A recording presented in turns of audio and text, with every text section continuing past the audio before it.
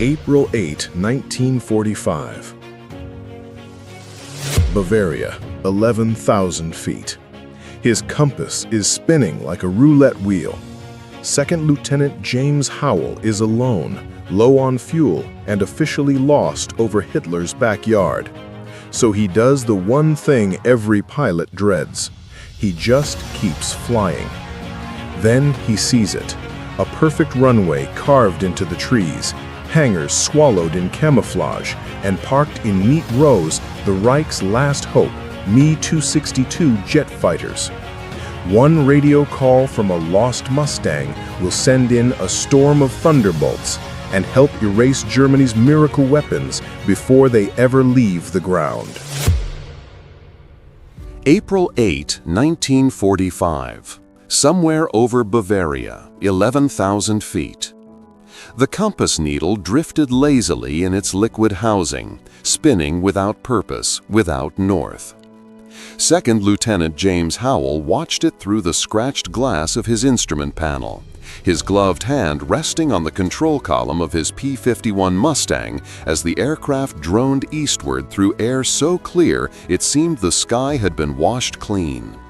Below, the Bavarian countryside unrolled in shades of green and brown. Forests thick with pine, fields still muddy from the spring thaw, and roads that stitched the landscape together in thin ribbons of gray. The sunlight came hard through the canopy, bright enough to make him squint, warm enough to cut through the cold at altitude. His radio crackled with static and the occasional transmission from his squadron, now somewhere far behind him, their voices distant and tinny. He was alone. Not by choice, but by circumstance. By the slow, mechanical failure of a device no bigger than a pocket watch, spinning uselessly in its mount, offering no guidance, no certainty, no way home. He did not panic. Panic was a luxury reserved for men who had not yet learned that fear, in the cockpit of a fighter aircraft over enemy territory, was simply another instrument to be read and ignored. Howell had been flying combat missions for 7 months, long enough to understand that navigation was less about knowing where you were and more about knowing where you were not. He checked his fuel gauge, 40 minutes of flight time remaining, perhaps less if he pushed the throttle. He checked the sun's position, tried to remember the briefing map he had studied that morning before takeoff, the pencil lines marking safe corridors and flak zones, and the uncertain geography of a country that was collapsing but had not yet surrendered. Somewhere to the west was the Allied front, somewhere below was Bavaria, and Bavaria was still Germany, still hostile, still capable of killing a man who landed in the wrong field. He banked the Mustang gently, searching for landmarks. Midst of confusion. This was such a moment.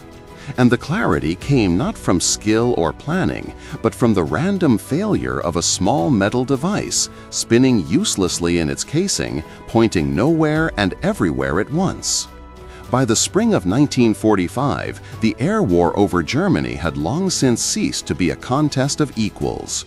The Luftwaffe, once the terror of European skies, had been ground down by attrition, fuel shortages, and the relentless arithmetic of Allied production.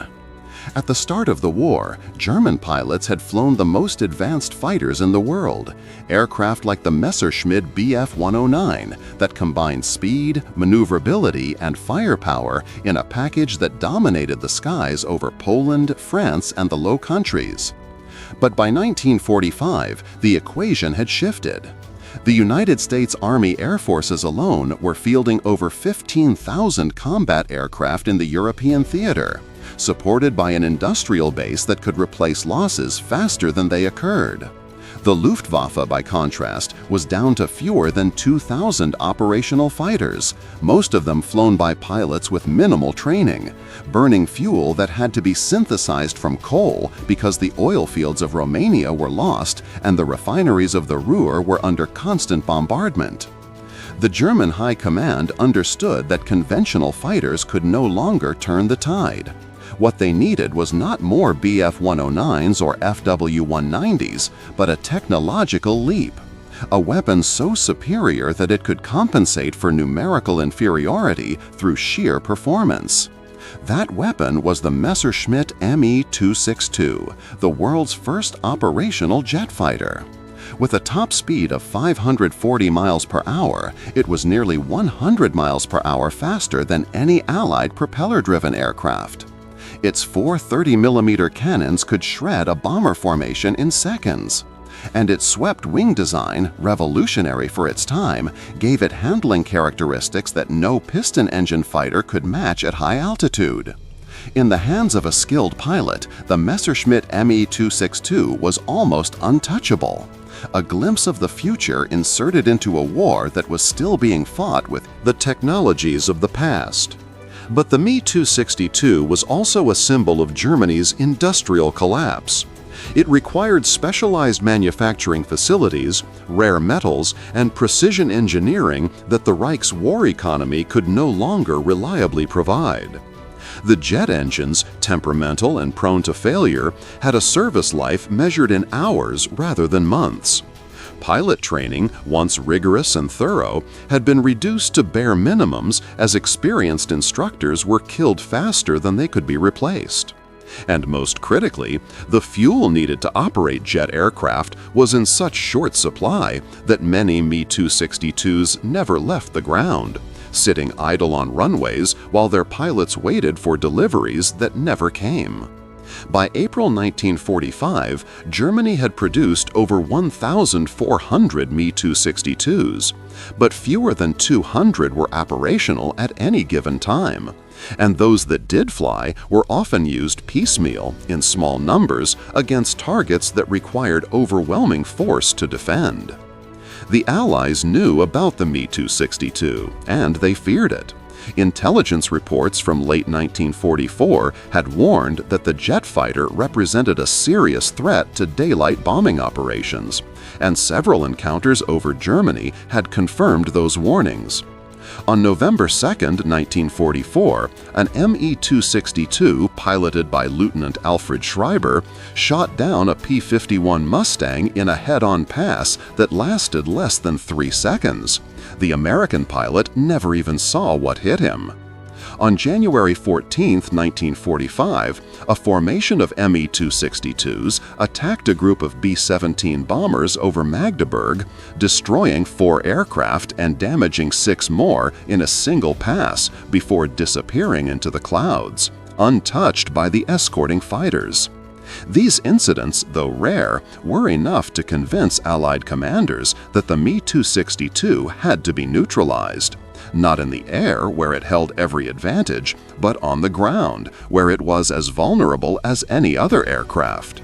The problem was finding them. The Luftwaffe had learned through bitter experience that centralized airfields were deck traps. Allied fighter bombers, ranging freely over Germany in the wake of the collapse of the Wehrmacht's air defenses, could destroy entire squadrons in a minute. Single strafing run. And so the Germans had dispersed their jets, hiding them in camouflaged bases built into forests, in fields disguised to look like farmland, in tunnels carved into hillsides. These facilities were small, difficult to spot from the air, and constantly shifting as the front lines moved closer. Allied reconnaissance aircraft photographed thousands of square miles of German territory, but the Me 262s remained elusive, ghosts in the intelligence reports, appearing only when they struck and then vanishing back into the landscape. It was into this environment that Lieutenant James Howell flew on the morning of April 8, 1945. His mission had been straightforward, a fighter sweep over southern Bavaria, part of a larger effort to suppress remaining Luftwaffe resistance in the region. He had taken off from an airfield near Strasbourg at 09:15, joining a formation of 8 P-51 Mustangs from the 357th Fighter Group. The weather was clear, the visibility excellent. The plan was to patrol a corridor between Munich and Regensburg, engaging any enemy aircraft encountered and strafing targets of opportunity on the ground. It was, by the standards of April 1945, a routine mission, the kind that pilots flew without expecting much to happen, because by that point in the war, the Luftwaffe rarely rose to meet them. What was not routine was the compass failure.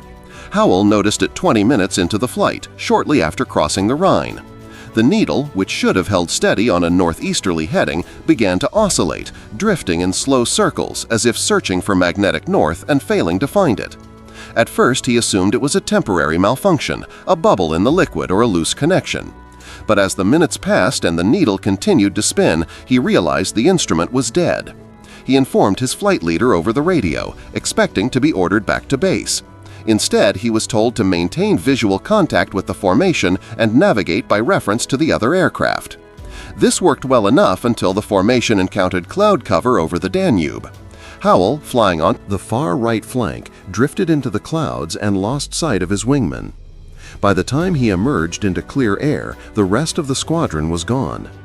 He climbed, searching the sky for the telltale glint of sunlight on metal, but saw nothing.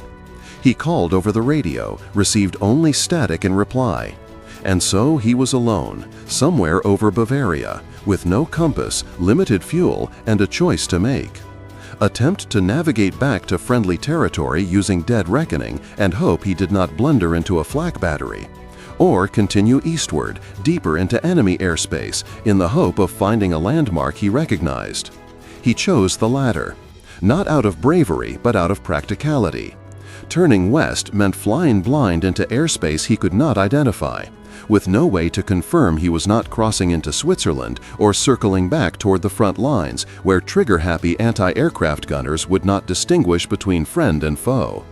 Flying east, at least, kept the sun in the correct position relative to his intended course, and the fuel situation, while not ideal, was not yet desperate. He would fly for another 10 minutes, he decided, and if he saw nothing useful, he would turn west and take his chances. He saw the airfield at the 9-minute mark. The runway appeared first as a line of shadow, darker than the surrounding forest, running straight through a valley that seemed otherwise untouched by war. Howell descended cautiously, his eyes scanning for anti-aircraft positions, but the field appeared undefended, or at least not actively shooting at him. The revetments were visible now, and the aircraft inside them, and the longer he looked, the more details emerged. Ground crews in dark coveralls, moving slowly between the hangars. Fuel trucks parked beneath camouflage netting.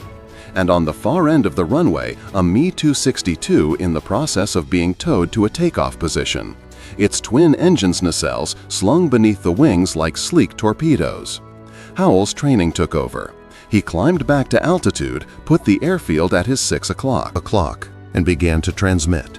His voice was calm, methodical, reciting the details as he saw them. Approximate coordinates based on visible terrain features, number and type of aircraft, condition of the runway, presence of defensive positions. He did not know if anyone was listening. The radio had been unreliable all morning, and for all he knew, his transmission was disappearing into static. But he transmitted anyway, because that was what a pilot did when he found something important. He reported it, and he trusted that someone, somewhere, was receiving the information. Someone was. At 11:47, Howell's transmission was picked up by a radio operator at the headquarters of IX Tactical Air Command, stationed near Kaiserslautern. The operator, a corporal from Ohio named William Vance, had been monitoring radio traffic for 6 hours and was half asleep when the signal came through. But the words jet aircraft and camouflaged airfield snapped him awake, and within minutes the transmission had been relayed to the operations officer, then to the commanding general, then to the bomber and fighter groups that were already airborne over southern Germany. By 12:15, a flight of P-47 Thunderbolts had been diverted from their original mission and were en route to the coordinates Howell had provided.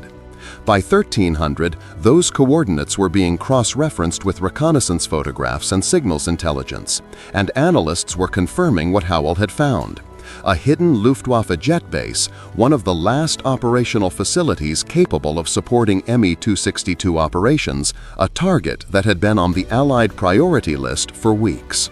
Howell, meanwhile, was trying to find his way home. His fuel gauge was now in the red, and the sun was beginning its slow descent toward the western horizon. He had no compass, no landmarks he recognized, and no idea whether the transmission had been received. He flew west, hoping that instinct and luck would carry him back to friendly territory. and at 1342, with his fuel gauge reading near empty, he spotted a column of American tanks moving along a road near the town of Landshut. He descended, waggled his wings to signal friendly intent, and followed the road westward until he saw an improvised airstrip carved into a field near Dachau. He landed on fumes, the engine coughing and sputtering as he taxied to a stop. And when he climbed out of the cockpit, his legs were shaking, not from fear, but from the adrenaline that had kept him alert for the past 4 hours finally draining away.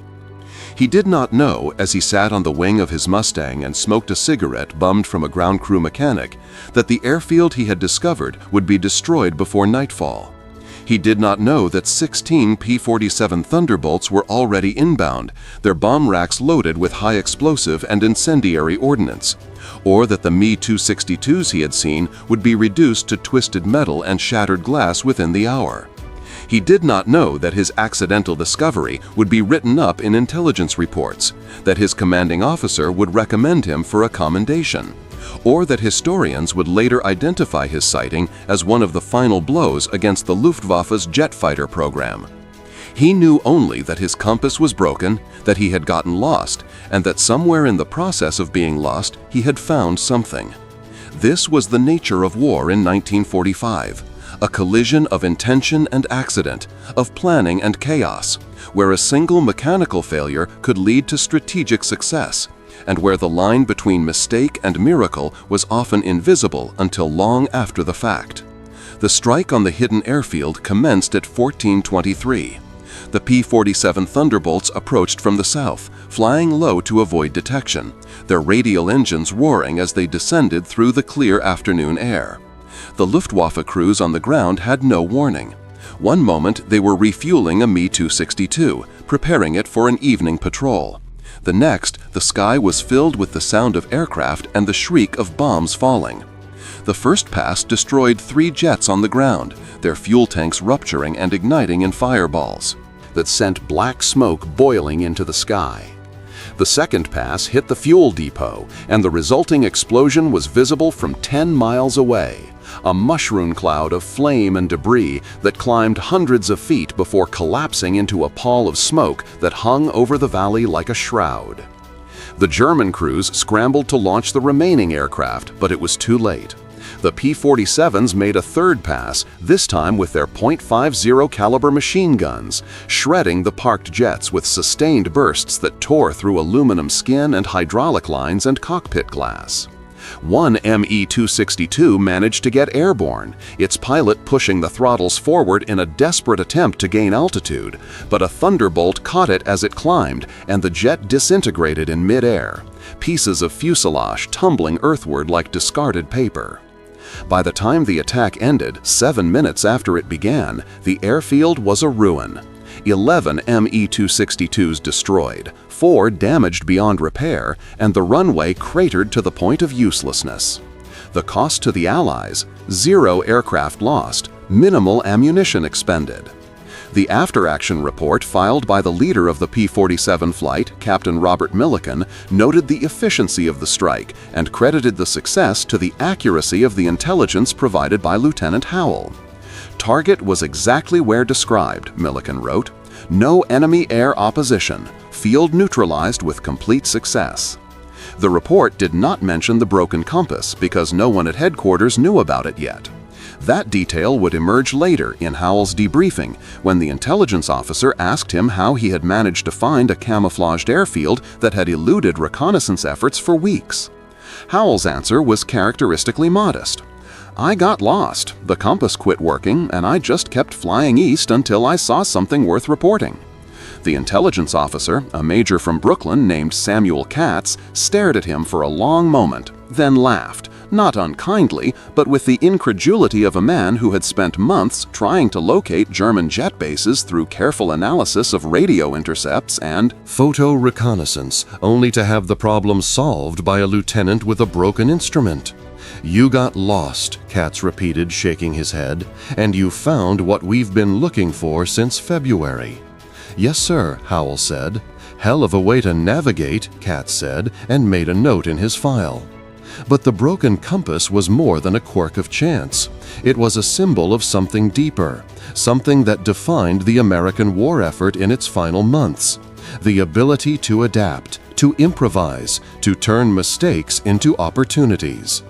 The Luftwaffe, for all its technical sophistication and tactical skill, had become rigid in its thinking, clinging to strategies that no longer worked, and relying on weapons that could not be produced or fueled in sufficient numbers.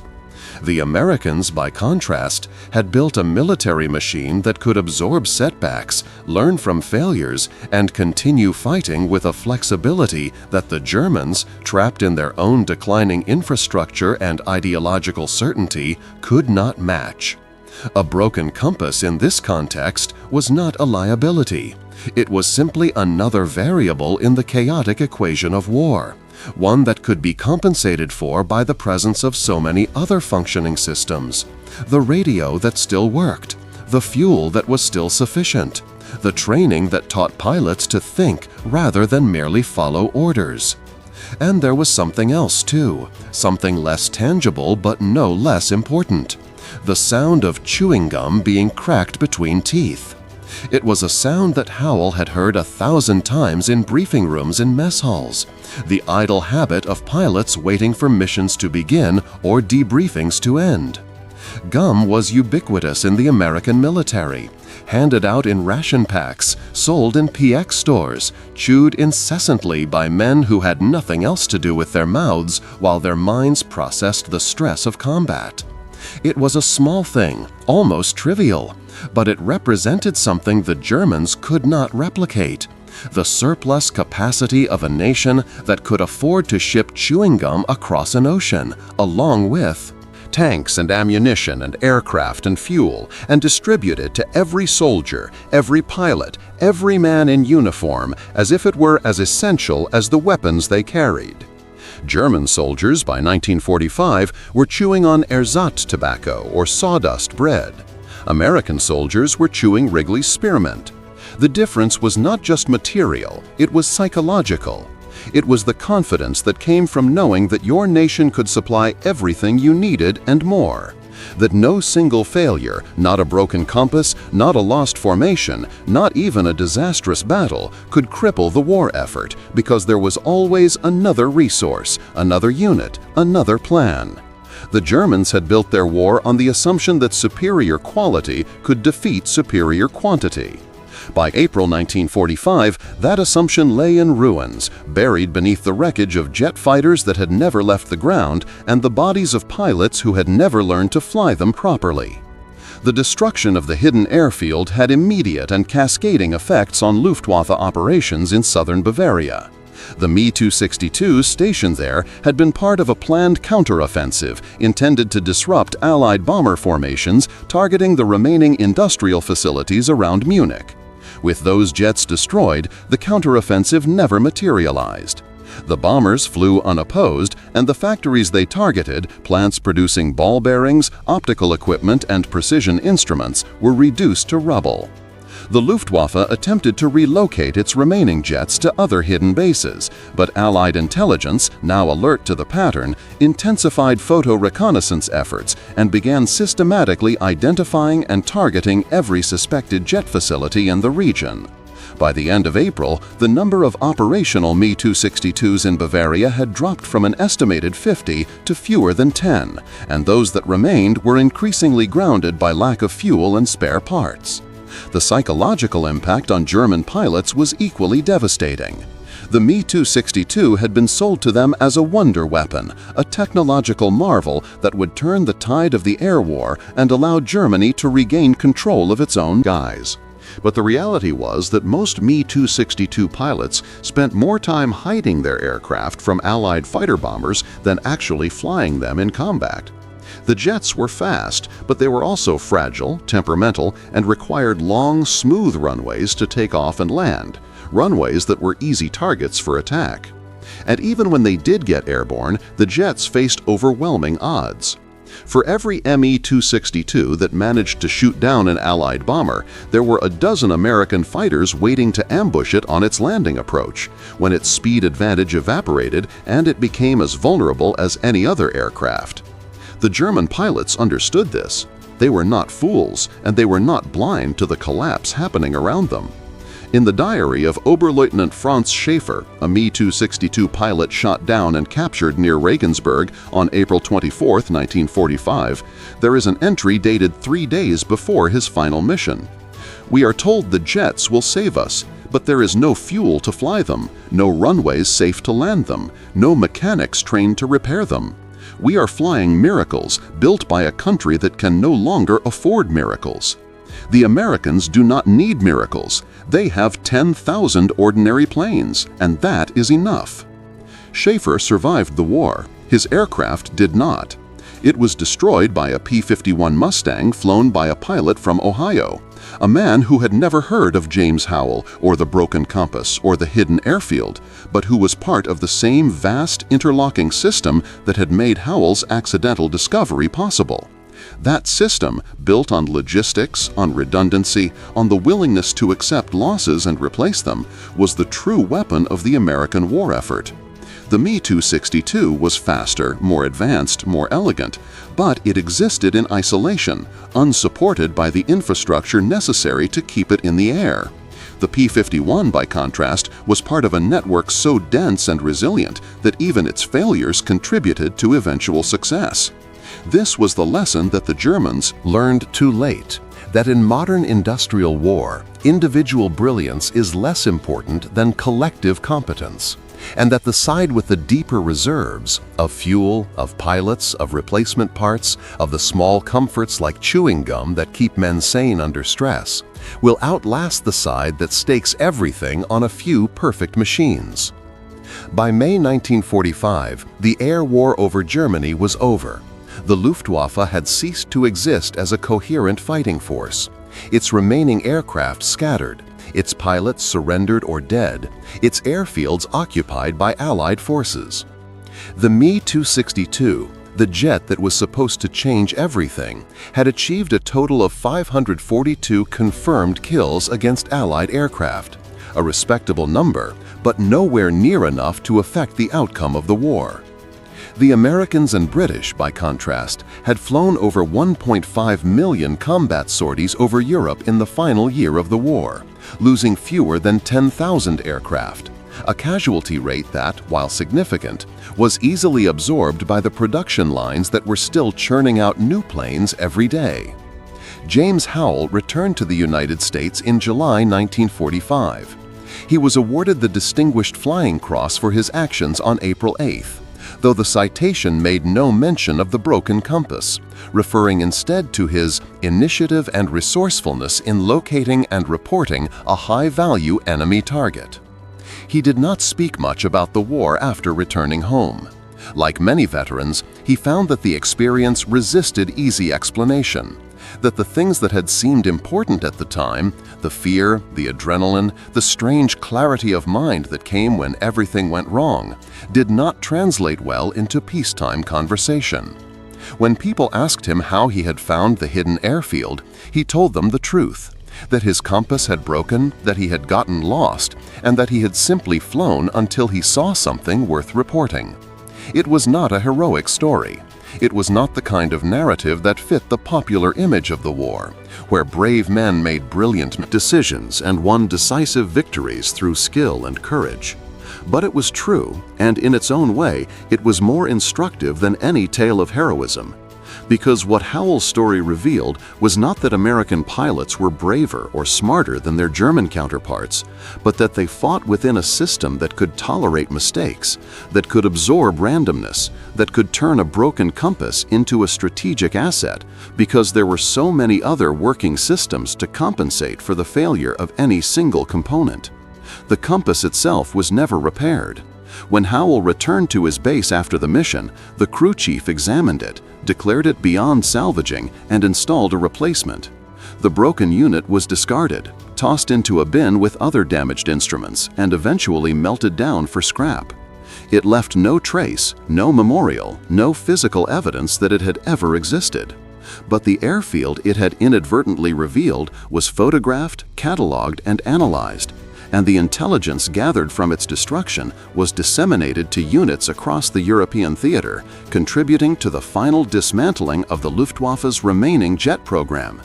In this way, the broken compass became a kind of ghost, invisible but present, its influence rippling outward through the machinery of war long after the object itself had vanished. It was, in the end, a fitting symbol for the American approach to warfare: pragmatic, unsentimental, willing to use whatever worked and discard whatever did not, and always, always moving forward, even when the instruments said otherwise. There is a photograph taken in late April 1945 of the airfield that Howell discovered. It shows a cratered runway, twisted metal scattered across the tarmac, and the charred skeletons of Me-262s lying where they burned. In the foreground, an American soldier stands with his hands on his hips, staring at the wreckage. The photograph is grainy, black and white, and utterly without drama. There are no flames, no smoke, no visible signs of the violence that created the scene. Just destruction, rendered mundane by its completeness.